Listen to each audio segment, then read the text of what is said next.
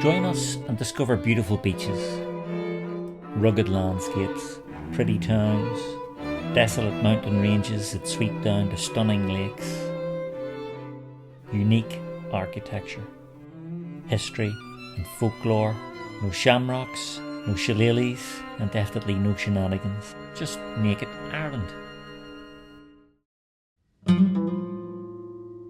Isn't that a marvellous sight? Timeless even. If we were Vikings about to lay siege to this monastery, as they in fact did in 968 AD, the scene could almost be the same, although perhaps Ireland would have been more thickly forested at that point, and the tower and its buildings would have been intact. Hopefully too, there would have been some advance warning of the raid, in which case some of the inhabitants at least would have been climbing into the tower and pulling up the ladder, and others scattering out into the forest. This is the monastic settlement of Monasterboice in County Louth. It's a very important site, now not just in Ireland, but in Europe and beyond, and this is where we're going to look around today.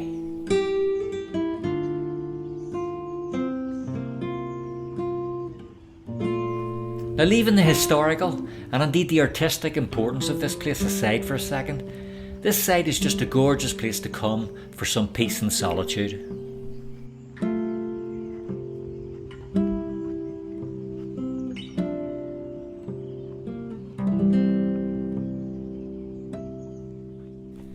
This settlement was founded in the late 5th century by Saint Buithe, a disciple of St Patrick, and we know Buithe died around 521.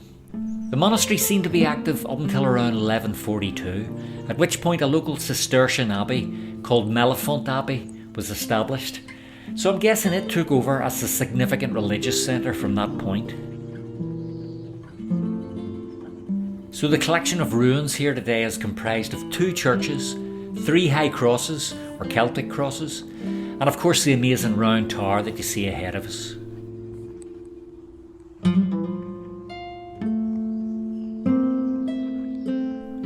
The graveyard is stunningly beautiful, and I think all the more so for its isolation in the middle of the countryside. And the graveyard, like many graveyards, has some of these lovely mature Irish yew trees. I think I read somewhere that yew trees are found in graveyards because the berries they produce are poisonous, and so they're decorative but not appetising for cattle or wildlife. The last thing you want in a graveyard is animals walking around. So there you go, I think that's correct. That fact's got to be worth a like or a subscribe on its own.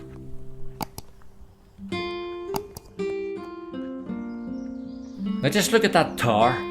Isn't that an amazing sight? Imagine building a skyscraper like that in the 10th century. That's when it dates from. At the start of this film, I talked about monks fleeing up into the tower on seeing marauding Vikings coming at them.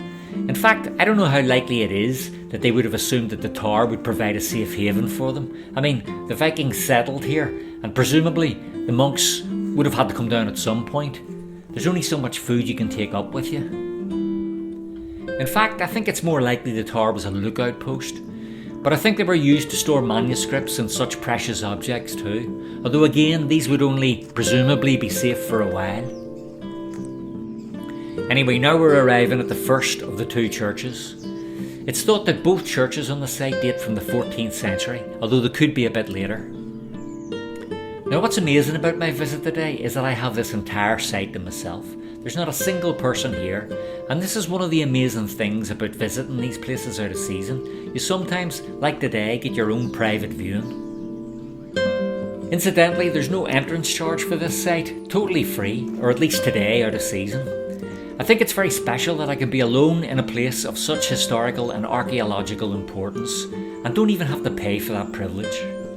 And now we've arrived at the first of the 3 high crosses, the West Cross. So let's have a look at this. It's a thing of real beauty.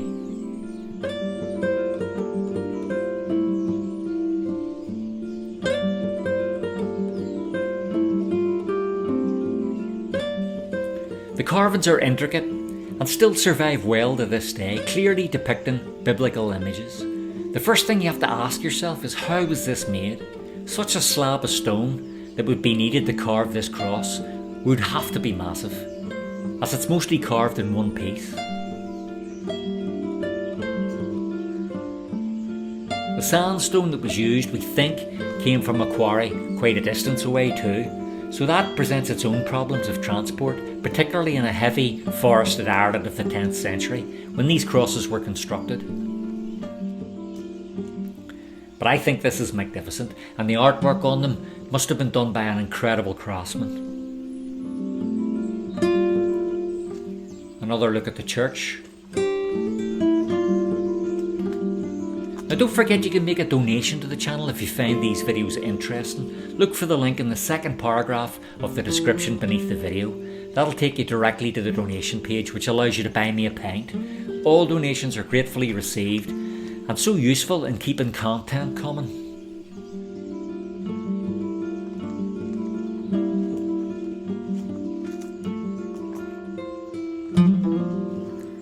Now through this arch and out to the tower.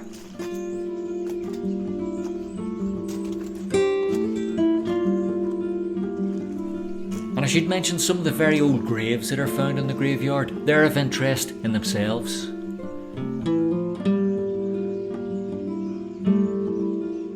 Now look at this magnificent building. Built, we think, shortly after 968. It's over 30 metres high, so being built in stone, that represents an amazing engineering feat by any century standards. And back to the West Cross again. Now unfortunately this cross, understandably, has a bit of erosion due to weathering, but that's part of the passage of time, part of the story, part of the beauty. We should also try and imagine this place as a working, thriving community in its heyday. These monastic settlements were important seats of learning, and not just in Ireland, but had real European significance. So we're just heading over to the second church now. Yeah, some of the scholarly work that went on in these monastic communities was astounding. You just have to look at the Book of Kells, held in Trinity College, as an example of the beauty these people created. And it's interesting that you'll see newish graves here alongside the very old ones. The cemetery here is still being used today for burials.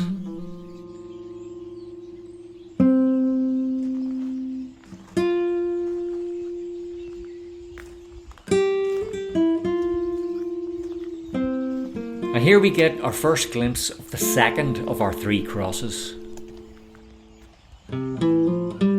This is the famous Muiredach's cross, the finest high cross in all of Ireland. It's also very well preserved. It takes its name from the abbot who died in 923. Now just look at the quality of the carving on this cross, even after standing here for over a millennium. How the four holes in the centre of the cross are made is astounding, and the detail of this cross, again of biblical scenes from the New and Old Testament, is simply some of the most beautiful Irish art you're likely to encounter anywhere. Let's just take a moment to look at this.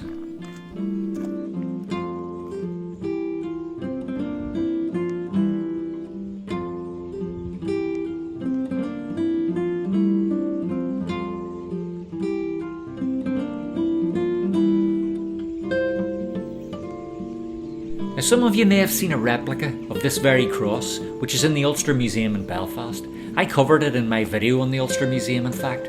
But to see the real thing, standing in this important and beautiful site, where it's been since the 10th century, is just mind-blowing.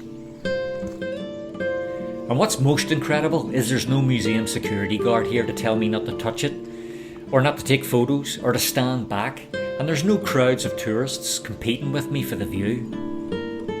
Well, not today anyway. Perhaps it's different in the summertime.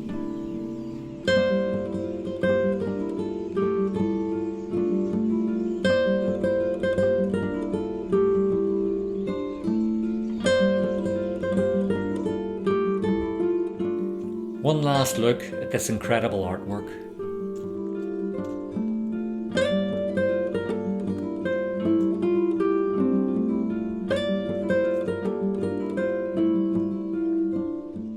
There's such a fantastic feel about all this grey stone, and what the passing of time has done to this place. Some of you may have seen my film on Glendalough, Another monastic site of great beauty and high significance. I think you might be interested in that if this kind of film is your kind of thing, so check that out. So I'm going to take another look around these marvellous structures before we go on to see something else quite special.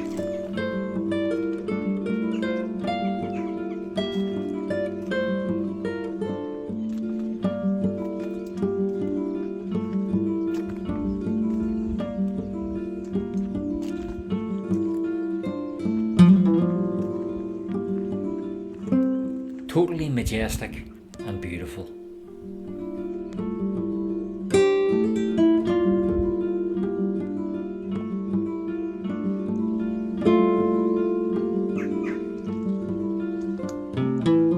I don't think I'd want to be stuck up there with hundreds of mad axe-wielding Vikings down here lighting a fire under me.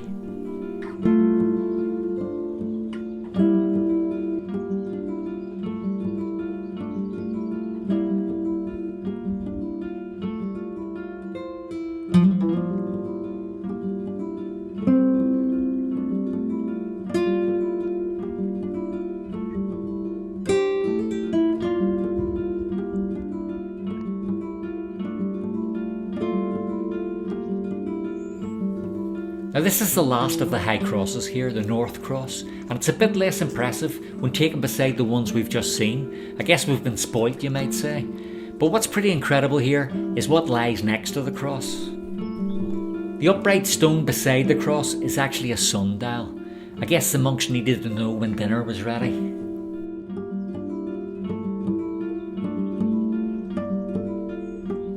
Unfortunately, you can probably see that it looks like there's been a bit of vandalism here, and that's probably why the fence surrounds this, since you've seen there's no protection anywhere else. It's very sad. The beauty of this place is that I'm trusted to walk around. This kind of thing makes me wonder how long that situation will last.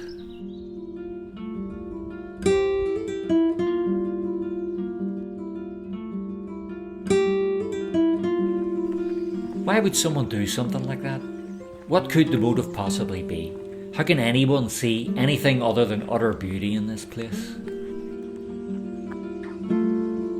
I guess those questions are impossible to answer, and we should simply confine our thoughts to the wonder of this sublime place and hope that it can stay as easily accessible to everyone in the future.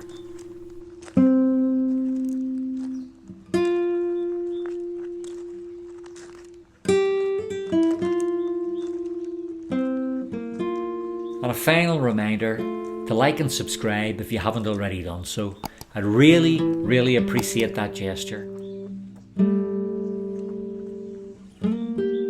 And leaving you with this beautiful view, I'll say goodbye, but I'll see you again very soon in the next Naked Ireland video.